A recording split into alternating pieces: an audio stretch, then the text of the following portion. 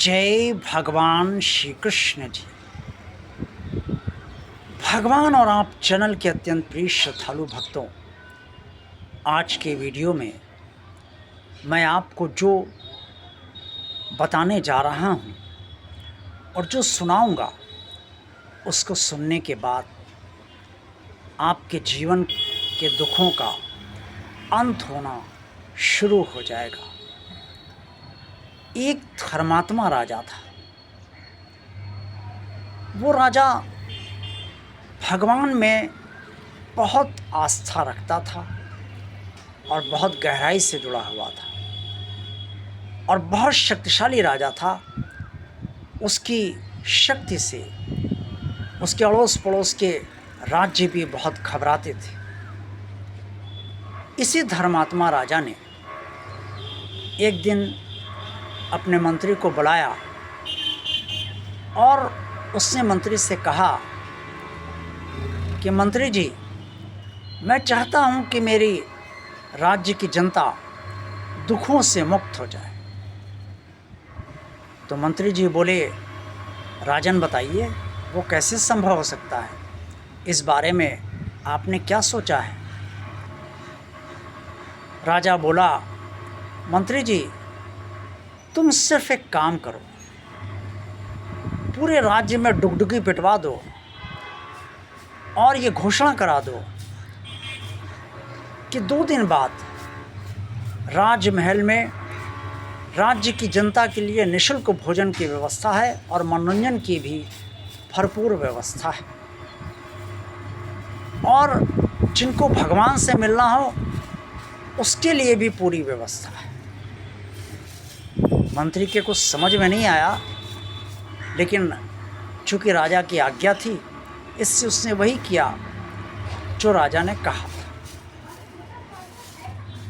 डुगडुगी सुनते हुए जब घोषणा को राज्य की जनता ने सुना तो वो 2 दिन बीतने की प्रतीक्षा करने लगी। उसने सोचा राजमहल में भोजन भी मिलेगा, मनोरंजन भी होगा और भगवान भी मिल जाएगा, इससे अच्छी क्या बात हो सकती है।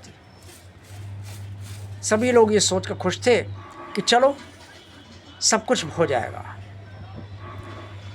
2 दिन जब व्यतीत हुए और वो समय आया जब राजमहल में राज्य की जनता को जाना था, तो भारी भीड़ पहुंचने लगी। सारा कार्यक्रम राजमहल के 3 कमरों में था। पहले कमरे में बहुत उत्तम भोजन की व्यवस्था थी, अनेक प्रकार के पकवान थे और स्वादिष्ट भोज्य सामग्री थी। दूसरे कमरे में नर्तकियां थीं और नाच गाने की व्यवस्था थी, मनोरंजन की पूरी व्यवस्था थी।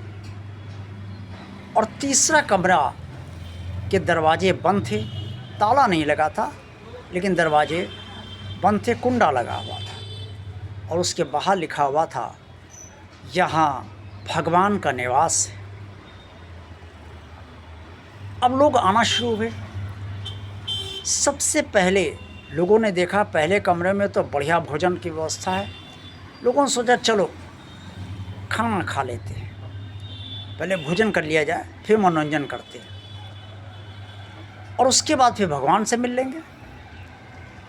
तो लोग भोजन में जुट गए। भोजन खाते खाते सभी को भोजन बहुत पसंद आया।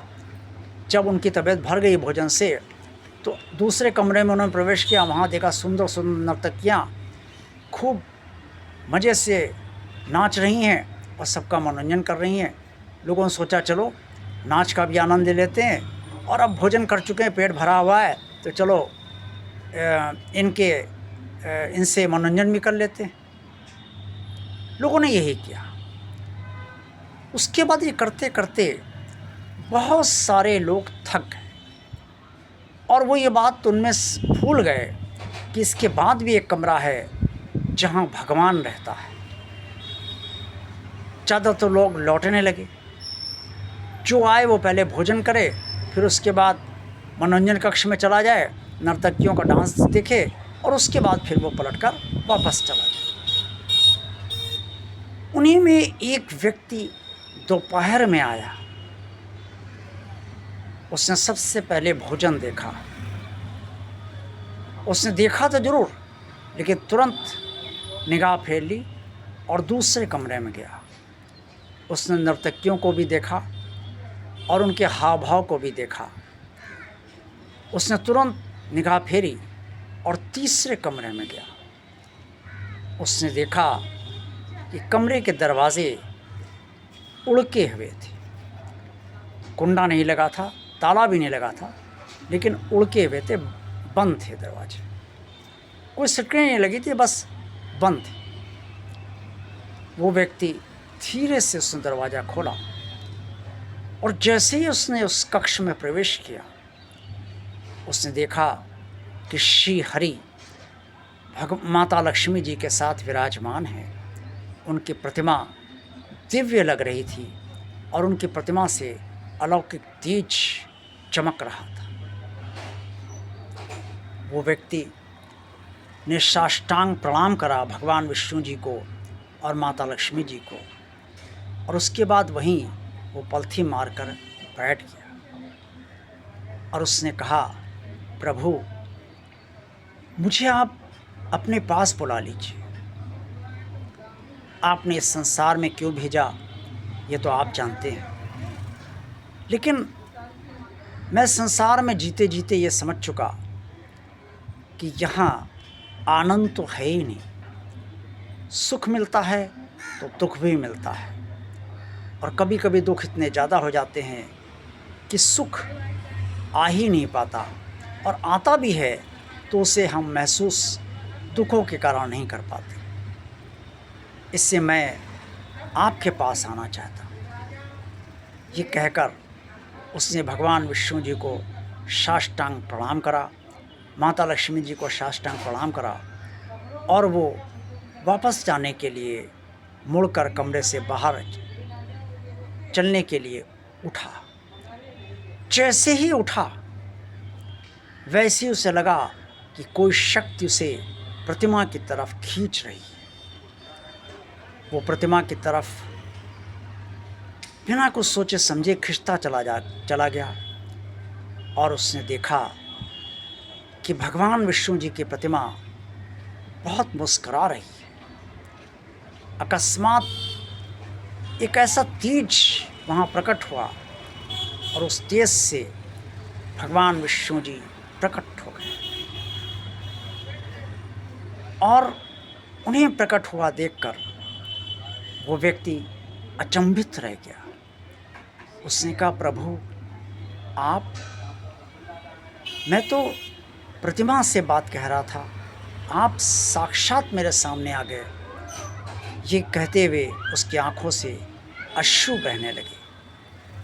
उसने कहा, भगवान आपकी कृपा और आपका प्रेम पाकर मैं गदगद हो गया, और आपके दर्शन तो ऐसे हैं कि मन ही नहीं कर रहा है कि आपको देखकर अपनी आंखें बंद करूं। बस जी कर रहा है कि जी भर के देखता रहूं, इसीलिए मेरी आंखें खुली हुई हैं। भगवान विष्णु जी मुस्कराए और बोले, भक्त, इस देश का राजा मेरा अनन्य भक्त है। उसे मैंने अनेक सिद्धियां प्रदान की, लेकिन वो सिद्धियों को नहीं चाहता, वो मुझे चाहता है और मैं उसे चाहता हूँ। उसने ये घोषणा इसलिए करवाई थी जो सारे लोगों ने राज्य के सुनी, और तुमने भी सुनी थी, कि लोगों के दुखों का अंत हो जाए। लेकिन उनमें से सिर्फ तुम आए मेरे इस कक्ष में, बाकी सब तो भोजन में और नाच गाने में ही व्यस्त हो गए। उन्हें स्मरण भी नहीं रहा कि उन्हें भगवान के भी दर्शन यहाँ पर हो सकते हैं, या भगवान से मिलने भी उन्हें जाना है। तो जो सांसारिक वस्तुओं में लिप्त हैं और संसार में लिप्त हैं, सांसारिक आनंद से ही तृप्ति लेने का प्रयास करते हैं, उनके दुखों का अंत नहीं हो सकता। क्योंकि वो भगवान तक पहुंचना ही नहीं चाहते। अंत तो भगवान तक पहुंचने से ही होता है। तुमने भोजन की तरफ देखा तो, लेकिन उसमें आसक्त नहीं। तुमने नर्तकियों के हाव भाव भी देखे, लेकिन तुम उसमें भी आसक्त नहीं। तुम सिर्फ मुझसे जुड़े रहे और मेरे पास आए। इसीलिए मैंने तुम्हें अपने सजीव दर्शन दिए। मैं तुमसे बहुत प्रसन्न हूँ और अब तुम मेरे हो और मैं तुम्हारा हूँ। उस व्यक्ति ने कहा, बस इतना बता दीजिए प्रभु, अगर बताना चाहें तो, कि मनुष्य दुखों से मुक्ति कैसे पा सकता है। भगवान विष्णु जी बोले, ये संसार सुख दुख से भरा हुआ है और सुख भी सांसारिक है, दुख भी सांसारिक है। जो इस संसार से अलग हटकर भगवान से जुड़ जाता है, भगवान का हो जाता है, वो सुख और दुख से परे हो जाता है, मुक्ति पा जाता है। उसे ना सुख की चाह होती है और ना दुखों से कष्ट होता है। ये कहानी से ये शिक्षा मिलती है कि अगर हम जीवन में अपने दुखों से मुक्ति पाना चाहते हैं तो उसके लिए बहुत ज़रूरी है कि हम भगवान से गहराई से जुड़ें और निरंतर जुड़ते चले जाएं। जितना हम भगवान से जुड़े रहेंगे उतना ही दुख हमें हल्का मालूम पड़ेगा और हमारे दुखों का अंत हमारा भगवान करता रहेगा। आज का वीडियो आपको अच्छा लगा है तो इसे लाइक अवश्य कीजिएगा। जिन प्रिय श्रद्धालु भक्तों ने भगवान और आप चैनल को भगवान का कार्य मानकर सब्सक्राइब अभी तक नहीं किया है, वो इसे भगवान कार्य मानकर सब्सक्राइब अवश्य कर दें। इस चैनल को ज़्यादा से ज़्यादा लोगों को भगवान का कार्य मानकर शेयर कीजिए और वीडियो को भी शेयर कीजिए और इस चैनल की प्लेलिस्ट भी आप सब अवश्य देखते रहिए। कमेंट्स आज की वीडियो के बारे में और चैनल के बारे में जो भी करना अवश्य कीजिए। आप सबका कल्याण हो। जय भगवान श्री कृष्ण जी।